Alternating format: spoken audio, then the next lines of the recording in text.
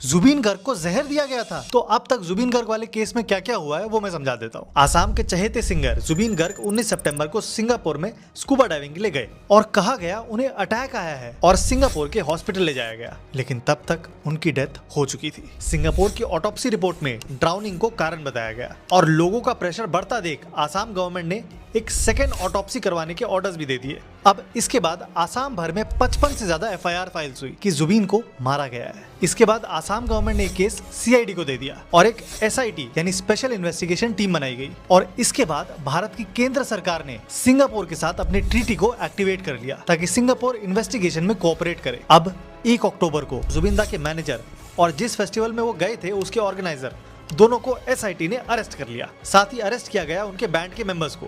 Manager और organiser पर murder के चार्जेस भी फ्रेम कर दिए गए। अब इसके बाद जुबीन के बैंडमेट ने एक चौंका देने वाला खुलासा किया। उसने कहा कि जुबिंदा को उसके मैनेजर और फेस्टिवल ऑर्गेनाइजर ने जहर देके मारा है और जानबूझ के एक फॉरेन लोकेशन सेलेक्ट किया गया और जुबीन एक एक्सपर्ट स्विमर थे तो डूबने का तो सवाल ही पैदा नहीं होता है। और सबसे इम्पोर्टेंट बात, जब जुबिंदा सांस नहीं ले पा रहे थे और मुंह के पास झाग निकल रहा था तब उनके मैनेजर ने कहा कि ये एसिड रिफ्लक्स है और जाबो दे मतलब जाने दो। कुछ हो ना हो, आसाम की जनता जुबिंदा को ऐसे ही जाने तो नहीं देगी।